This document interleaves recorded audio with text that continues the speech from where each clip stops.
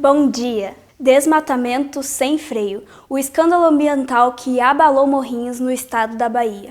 Na cidade litorânea de Morrinhos, conhecida por suas belezas naturais e o charme da vegetação nativa que emoldura a costa, uma destruição inesperada deixou os moradores em choque. Em plena construção de um ambicioso shopping center, a empresa Passadena, uma das maiores construtoras atuando no setor, está no centro de uma polêmica ambiental. Uma região calma e tranquila, ligando famílias e histórias, sendo parte de grandes vivências. Um ambiente belo de se ver, com rios, mares e uma vegetação nativa apreciada por tanto moradores quanto por turistas. Mas em uma manhã, que era para ser um bom dia, se tornou um filme de horror. Sem autorização do órgão ambiental competente, 700 metros quadrados de área de proteção ambiental foram desmatados para a construção de um shopping center em Morrinhos, na Bahia. Comprometendo um ecossistema vital, a destruição atraiu as atenções dos moradores da região e a ação foi pega em flagrante pela Polícia Ambiental. Estamos aqui na cidade de Morrinhos, na Bahia, onde a construção de um grande shopping se tornou alvo de investigação.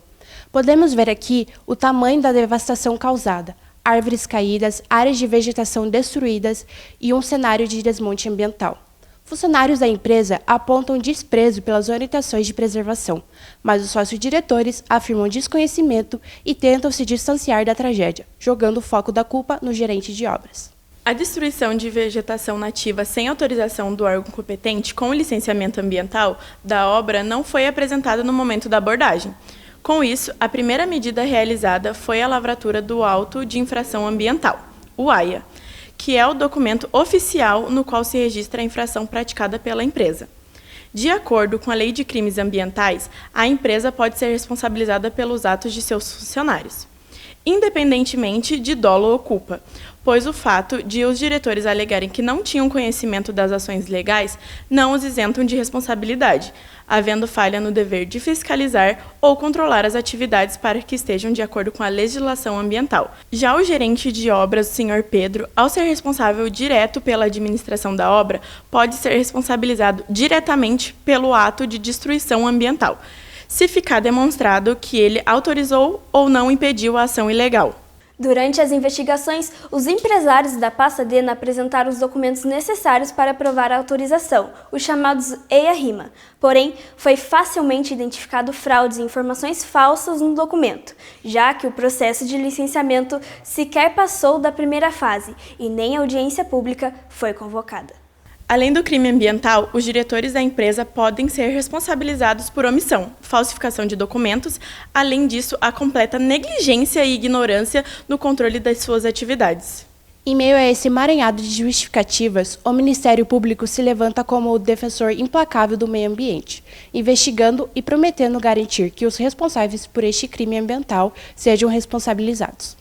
Esse é um caso bem grave, em que se exige a responsabilização da empresa dentro dos preceitos da tríplice responsabilidade ambiental, que significa que a ação vai ocorrer tanto civil, quanto administrativa, quanto penal. E isso é previsto constitucionalmente no artigo 225, junto da obrigação de reparar o dano. No fato ocasionado pela empresa Passadena, foi apontada uma impossibilidade de reparar a vegetação desmatada.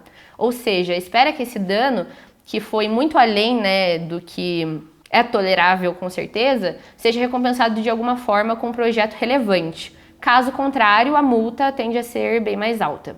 Tendo em vista que o ambientalismo é uma pauta altamente discutida e abordada de diferentes formas, não é novidade que a ação praticada foi criminosa. No âmbito administrativo, a atuação buscará a aplicação de sanções cabíveis com base na Lei de Crimes Ambientais, de número 9.605, do ano de 98, especificamente no artigo 50, que diz que desmatar, explorar economicamente ou degradar a floresta plantada ou nativa em terras de domínio público ou devolutas, sem autorização do órgão competente, gera pena de reclusão de 2 a 4 anos e multa. E justamente nesse caso, não houve autorização sequer para o desmatamento, muito menos envolvendo uma vegetação nativa. Essa autorização deve ser dada no licenciamento ambiental, que é um procedimento administrativo, preventivo e vinculado, de competência constitucional, que uma empresa que possui projetos de atividades e empreendimentos potencialmente poluidores ou de significativa degradação ambiental deve realizar para autorização da operação dessa empresa. E com isso, deve seguir as normas dos órgãos ambientais executores. Licenciamento ambiental para aquela área e aquele projeto do shopping em Morrinhos não foi devidamente providenciado, o que gerou a lavratura dos autos de infração ambiental. Existem diversos profissionais que fazem consultoria em relação às construções que podem estar infringindo áreas de preservação, além de, claro, uma grande empresa ter conhecimento que nada pode ser derrubado ou construído sem autorização governamental, mesmo que esse empreendimento não tenha envolvimento ambiental relacionado. Os casos de crime contra o meio ambiente podem ser gravemente penalizados. Nesse caso, a penalização financeira da empresa pode ter multas que chegam a 50 milhões comprovada a participação.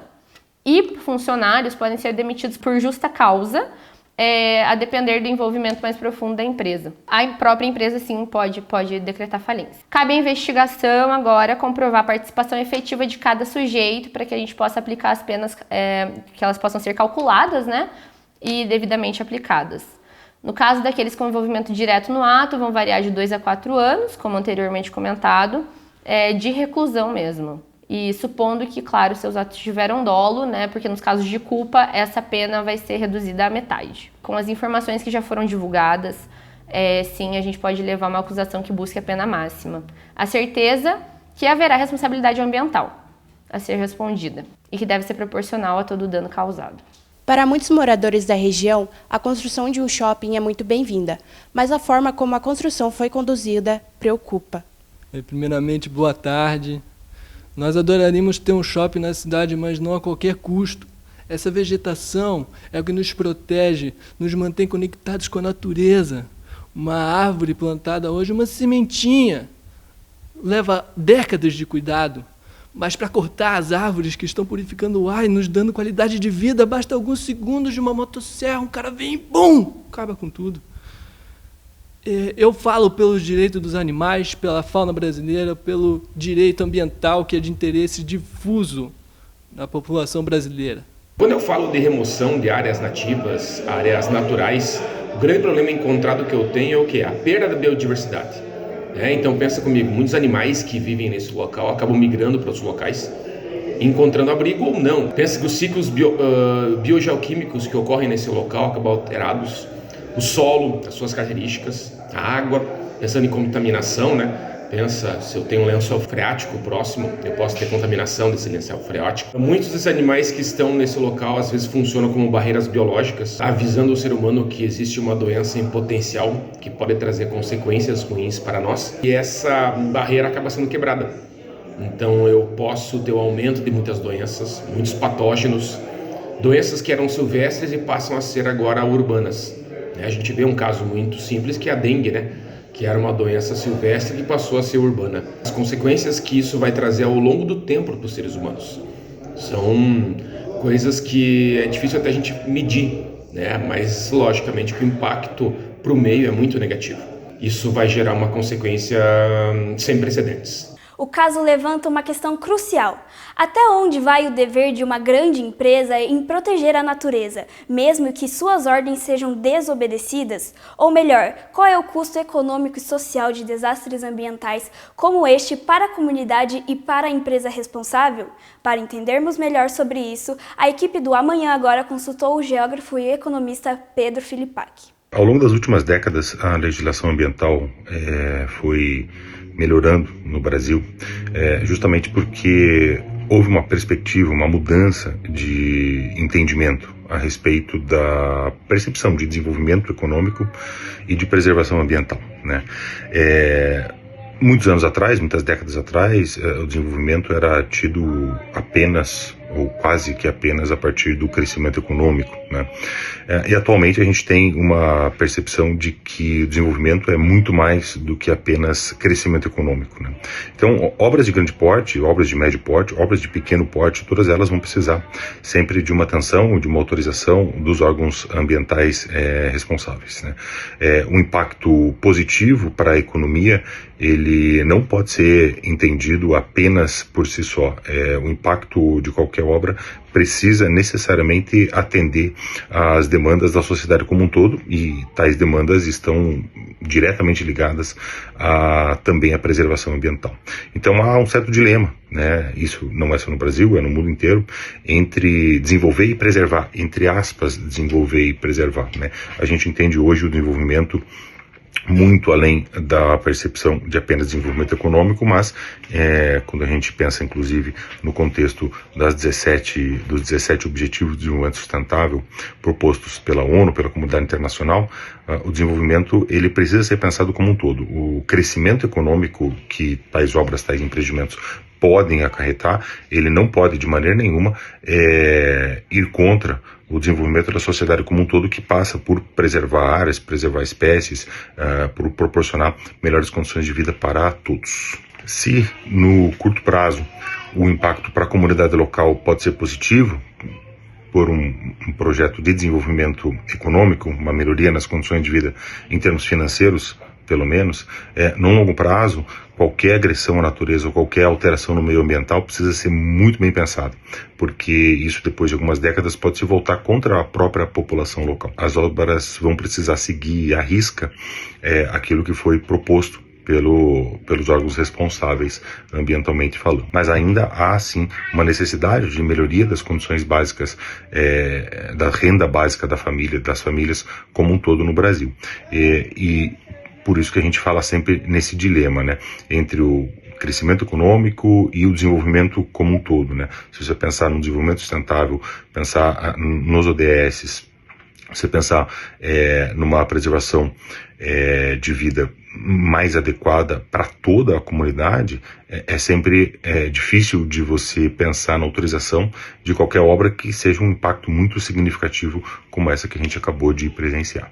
O Cisnama representou um avanço para a gestão ambiental do Brasil, principalmente devido às dimensões continentais do país. Dessa forma, o município possui um papel fundamental na gestão ambiental. Uma pesquisa do IPA, realizada no sul do estado de Santa Catarina, apontou como motivação para a municipalização a necessidade de agilidade dos processos de licenciamento ambiental no âmbito estadual, marcado pelo excesso de trabalho e lentidão na emissão das licenças ambientais requeridas.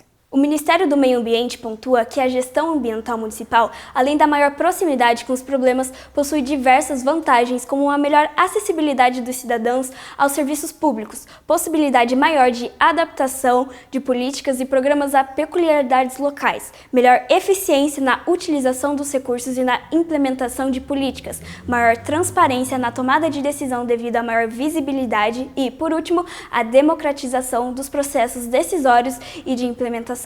O caso de Morrinhos é mais do que um simples erro administrativo.